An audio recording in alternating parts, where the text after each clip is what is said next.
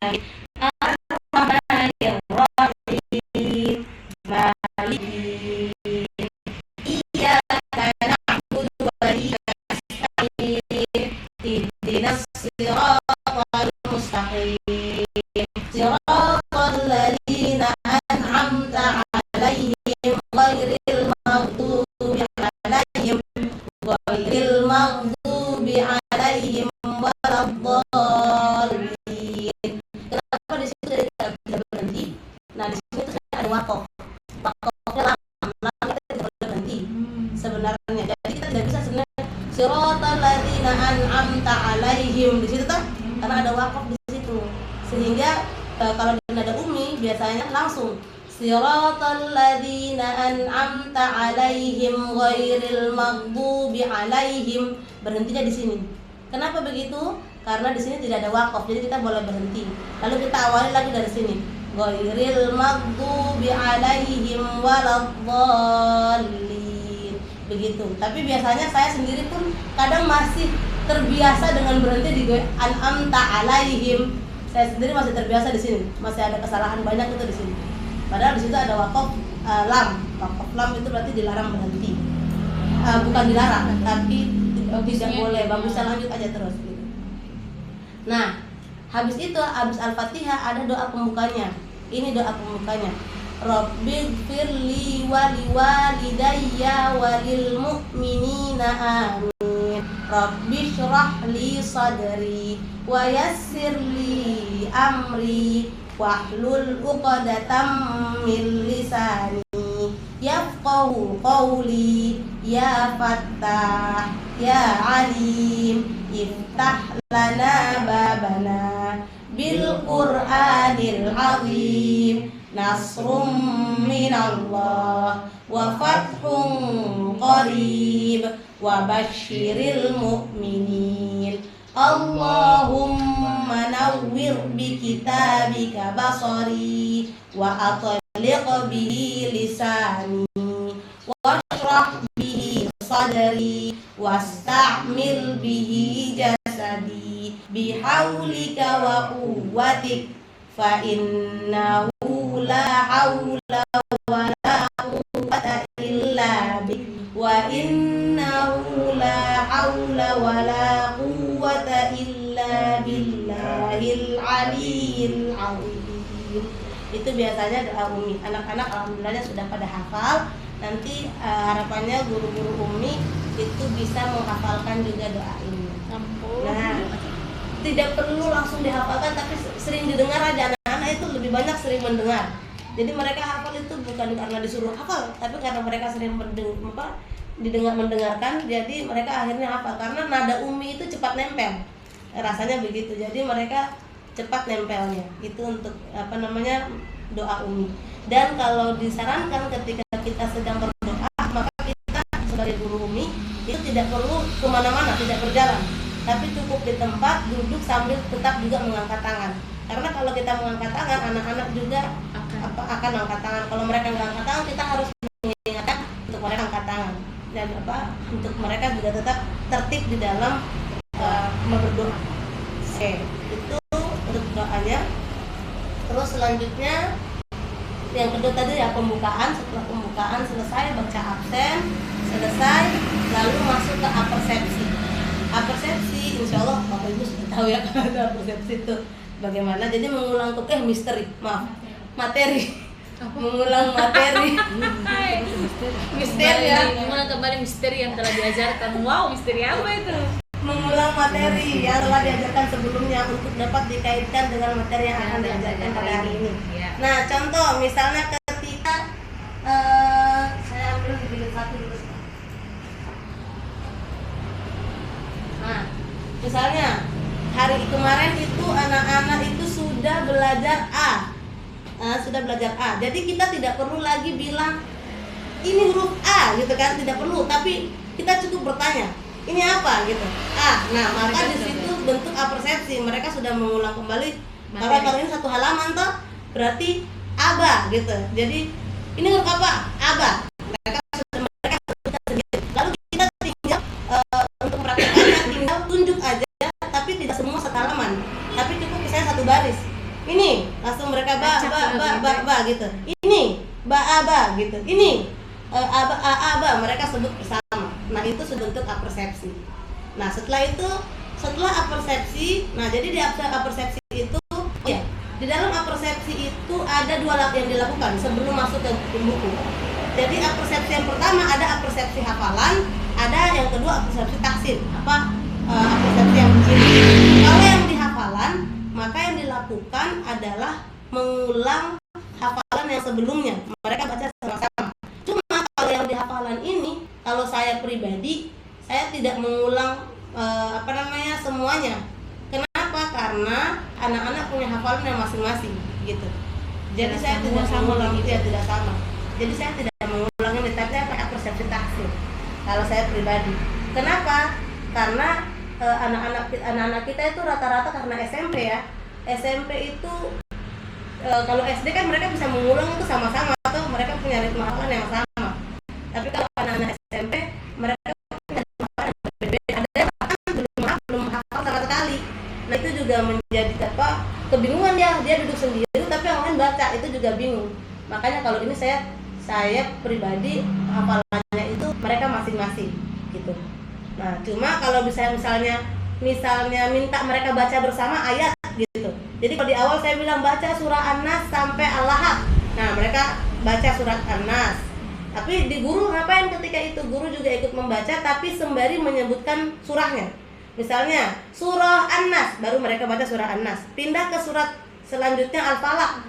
Guru harus sebut surah Al-Falaq, baru mereka akan baca surah Al-Falaq. Kenapa harus sebut begitu? Karena apalagi di juz 30 anak-anak itu sering walaupun hafal lupa urutan. Itu juz 30 itu tergelincir itu ketika lupa urutan hafalan.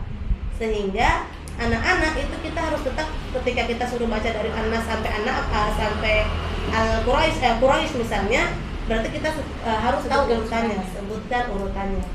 Nah, itu kalau apersepsi taksin itu seperti tadi, mengulang materi yang ada di alat halaman 1 atau halaman berapapun yang ada di alat peraga.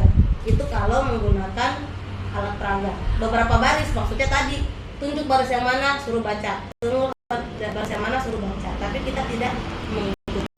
Itu di apersepsi. Selanjutnya ada penanaman konsep. Penanaman konsep adalah proses penjelasan materi pokok bahasa yang akan diajarkan pada hari ini. Nah, jadi kalau di dalam jilid Umi materi pokok itu yang mana? Materi pokok itu yang digaris-garisin. Nah, ini namanya materi pokok. Jadi materi pokoknya itu ini misalnya di sebelah sini ada persepsinya aja ini. Apa? Huruf A dan ini hurufnya kan A, Ba, Ta gitu kan. Sebelumnya kan kita sudah belajar A dan Ba. Kita tidak perlu lagi bilang A-Ba-nya, tidak perlu. Ini langsung kita tanyakan, ini huruf apa? A. Yang ini huruf apa? Ba, sudah. Nah, di situ pasti apersepsi. Nah, yang kita kasih tahu adalah di huruf selanjutnya yang penanaman konsepnya. Ini huruf Ta, begitu. Oh, jadi tak usah aba, enggak usah. Abanya aja. usah, karena abanya sudah dari sebelumnya. Jadi langsung ini huruf Ta. Coba penyebutan huruf Ta. Di di sini di jilid 1 terutama yang harus kita tekankan itu adalah makhraj, penyebutannya. Bagaimana Ta gitu kan?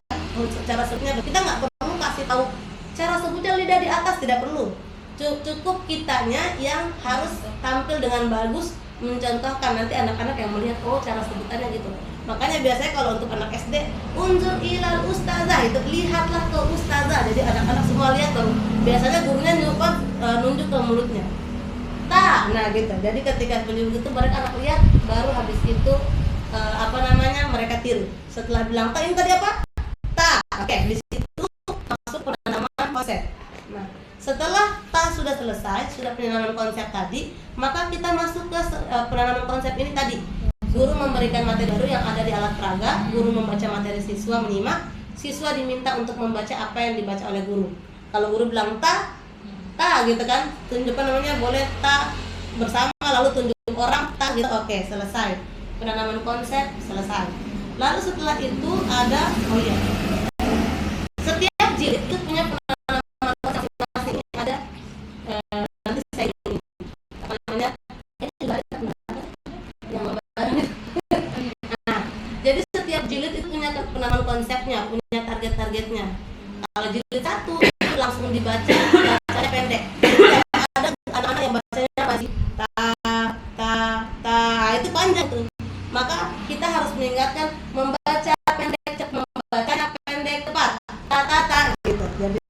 Jadi harus membaca pendek cepat dan juga makhraj dan sifat huruf sebaik mungkin. Ini maksudnya adalah tidak perlu bilang makhrajnya, tapi kita harus bisa mengajarkan penyebutannya yang tepat. Itu di jilid 1. Di jilid 2 langsung dibaca, kita baca, membacakan cepat pendek, jangan sampai membaca fathah kasrah dengan miring. Ini contohnya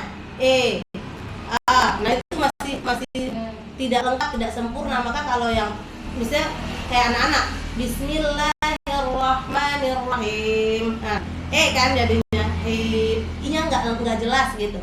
Nah, karena di jilid 2 itu targetnya membaca a dan i itu sudah betul. Jadi ketika membaca bismillah pun Bismillahirrahmanirrahim, bentuknya i betul. Jadi fathah dan kasrohnya itu jelas. Tidak miring, harus jelas. Kalau a ya a, kalau i ya i, karena kita seringnya begitu. Nah itu di jilid 2. Jilid 3 ada lebih panjang lagi. Kalau sudah di jilid 3 fathah, ini kita harus baca nih, maksudnya kita harus sampaikan fathah diikuti alif, dibaca panjang 1 ayunan.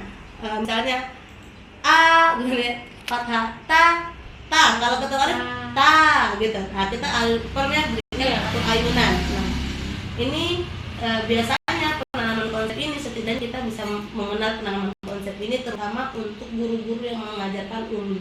Karena harapannya kita semua di sini mengajarkan ummi nantinya, maka kita harus tahu ini penanaman konsep. Oke, ini jilid 3, lalu jilid 4. Jilid 4 lebih banyak lagi. Saya sampai sini, ini per halaman, ini halamannya. Halaman 1 apa, halaman 2 apa. Hati-hati alifnya, bahkan penanaman konsepnya itu ada nadanya. Hati-hati alifnya tidak dibaca, tak sukun ditekan membacanya, sin sukun ditekan membacanya. Nah kayak gitu. Ada nada itu kalau di SD. Maksudnya karena SD itu mereka banyak harus banyak sekolah. Kalau SMP kita sampai bernada, yang penting kita tahu tak sukun ditekan yang membacanya. Nah, gitu.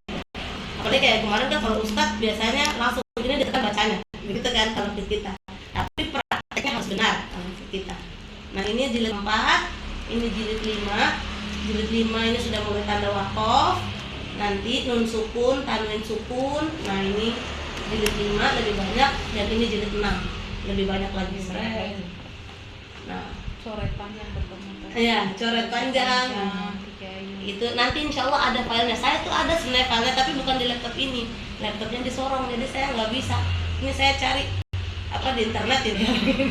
Nanti mungkin saya kirimkan untuk ini, karena ini dibutuhkan untuk penanaman konsep.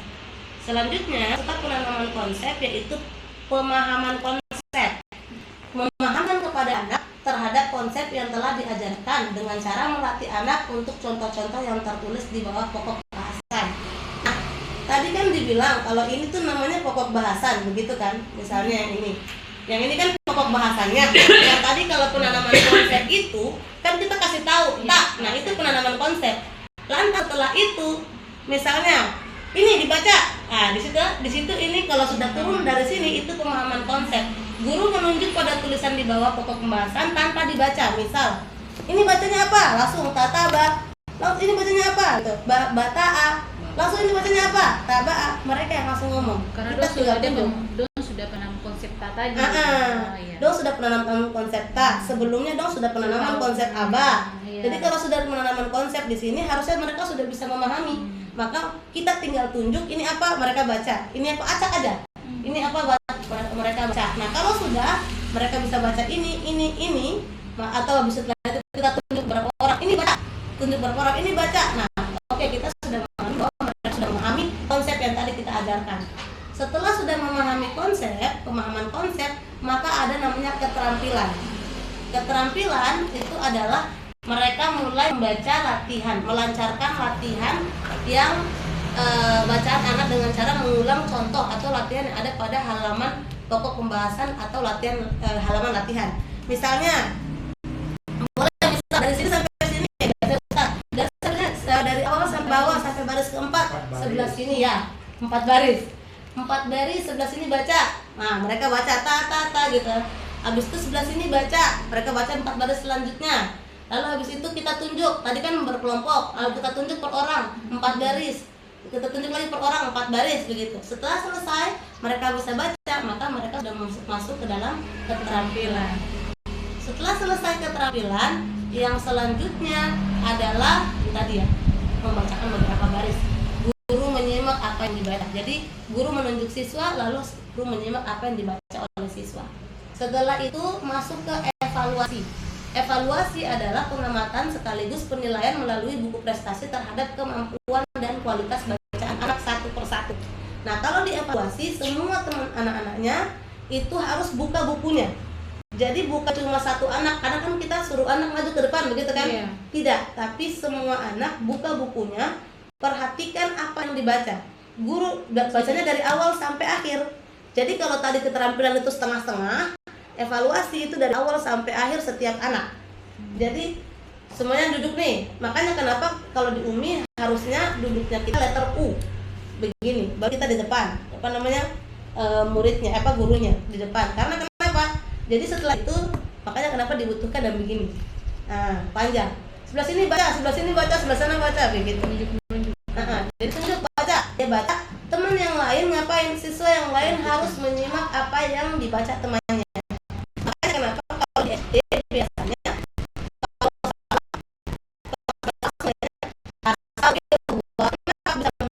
karena temannya yang lain menyimak. Jadi kita menyimak, teman-teman yang lain menyimak satu baca. Selesai satu baca, besoknya sebelahnya baca. 15 anak itu harus membaca, harus punya porsi baca yang sama di sini. Beruntungnya kalau misalnya anaknya itu cepat, waktunya tidak